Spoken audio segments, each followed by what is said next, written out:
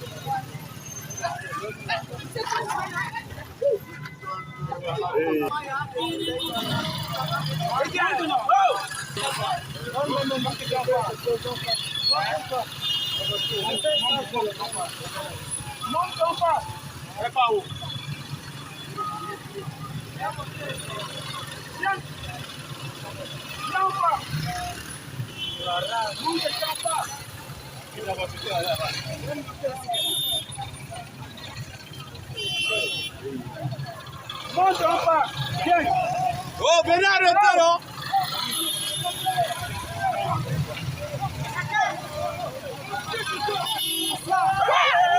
Donc voilà, vous avez vu la vidéo de la métisse qui balade son petit partout dans la ville de Yaoundé. D'après nos petites enquêtes, on a réussi à avoir certaines informations. Donc la fille s'appelle Anne-Sophie Swarbarg. Anne-Sophie Swarbarg. Bon, Swarbarg, là, je ne sais pas si je prononce bien. Hein. Apparemment, c'est une fille qui réside au quartier Efoulan à Yaoundé. Et c'est une ancienne élève du collège Saint-Benoît. Donc apparemment, elle a été lauréate au baccalauréat 2021 au collège Saint-Benoît à Yaoundé. En même temps, elle était Miss Saint-Benoît. Voilà, je crois que c'était dans la même année. Donc, son père serait un Allemand et sa mère une Camerounaise. Ils sont pourtant dans une famille apparemment aisée, mais on ne sait pas pourquoi elle a eu à faire ce qu'elle a fait là. Donc, les gens sont quand même surpris, les gens sont quand même outrés de voir une jeune fille qui a à peine, parce que quand on voit cette jeune fille là, elle a à peine 20 ans, hein. Enfin, elle a à peine 20 ans. Donc, on est quand même étonné de voir une jeune fille comme ça, aussi belle, se livrer dans des pratiques. On se pose la question, il s'agit de quoi? C'est la recherche de la vie facile, c'est la recherche de l'argent, c'est les conditions, c'est quoi au juste en fait? Donc, il y a un autre gars qui a fait une sortie là pour dire qu'il connaît bien la fille et que la fille, elle serait disparue depuis plusieurs jours. Donc, ils étaient à sa recherche parce que la fille apparemment était dans son groupe WhatsApp. Donc, je vous laisse un peu écouter le gars en question. Anne-Sophie. Bonsoir à tous. La fille que vous voyez à l'écran s'appelle Anne-Sophie. Ok? C'est une fille que je connais et qui est une fille de mon groupe en fait. C'est-à-dire j'ai un groupe WhatsApp privé pour un certain type de personnes et elle est dans ce groupe-là. Et nous sommes comme une famille dans ce groupe. Et dans ce groupe, on est tous inquiets, on est tous concernés. Depuis un moment donné, plus de nouvelles. Et on essaie de la joindre, on n'arrive pas à la voir. Donc, je fais cette vidéo pour lancer un appel SOS. Tous ceux qui savent où elle se trouve actuellement, ou tous ceux qui l'apercevront, s'il vous plaît, si vous pouvez, merci de me contacter. Donc, on essaye de faire quelque chose. On est vraiment touchés, on est vraiment étonnés, parce que cette fille, elle n'est pas comme ça. C'est une bonne personne. Je vois beaucoup de gens qui parlent de conditions, qui parlent de secte et tout. Sincèrement, vous ne vous êtes pas posé la question de savoir si c'est juste une personne qui a besoin d'aide, qui a besoin d'un soutien. C'est exactement de ça que Libyanka parle dans sa chanson People. Les gens parfois ont besoin d'aide, de soutien et tout, personne ne les écoute, personne ne fait attention à ce qu'ils vivent, à ce qu'ils traversent. Donc on est très inquiets, nous les membres du groupe, on est vraiment très inquiets. On essaye de la retrouver, de la localiser, et parce qu'on veut lui venir en aide si elle en a besoin. Parce que si ça se trouve, peut-être elle a besoin d'aide. Elle s'appelle Anne-Sophie, la fille. Elle s'appelle Anne-Sophie. Donc si vous l'apercevez, si vous la trouvez quelque part, si vous avez une information, n'hésitez pas à m'écrire une box. S'il vous plaît, s'il vous plaît. Donc c'est quelqu'un qu'on connaît. Et c'est aussi à ça que servent les amis. On ne peut pas avoir un ami comme ça et on se met juste à se moquer, à rire. Sincèrement, on essaie de la retrouver. S'il vous plaît, si quelqu'un a une information, merci beaucoup. Bon voilà les amis, vous avez donc écouté le gars. Il semble bien connaître la fille. Donc on souhaiterait quand même que quand tout ça sera terminé, quand tout ça sera passé, que ce gars revienne nous donner des informations parce qu'il précise que la fille est dans son groupe WhatsApp. Il dit qu'il est dans un groupe WhatsApp avec les personnes d'une certaine catégorie. Donc, on souhaiterait vraiment que dès que la situation sera rentrée dans l'ordre, dès que la fille aura retrouvé sa famille et que tout serait revenu dans l'ordre, que le gars fasse encore une sortie pour nous dire un peu ce qui s'est passé en fait. Parce que les Camerounais ont besoin d'informations, on a besoin de savoir parce que la jeune dame, elle est venue nous trouver.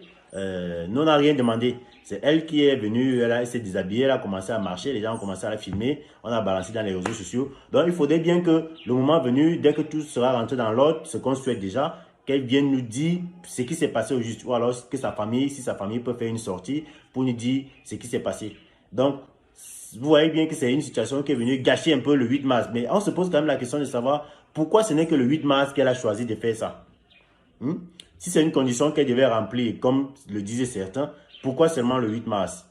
Si c'est peut-être, c'est pas trop, la conséquence d'une dépression, pourquoi seulement le 8 mars? Hein? Elle ne pouvait pas laisser que les femmes finissent de faire leur fête sans toutefois venir entacher ça? Non. Il y a quand même quelque chose qu'on a besoin de comprendre. Il y a quelque chose qui ne va pas quelque part. Il faut qu'elle nous dise pourquoi est-ce que le 8 mars, elle n'a choisi que le 8 mars pour venir faire ça. Hein? En plus, on dit que c'est une Camerouno-allemande. En fait, elle est même allemande parce qu'apparemment, c'est son père qui est un Allemand et sa mère est camerounaise. Donc, on se demande pourquoi est-ce que c'est la jeunesse allemande qui vient mettre le bordel dans la fête de la femme au Cameroun le 8 mars.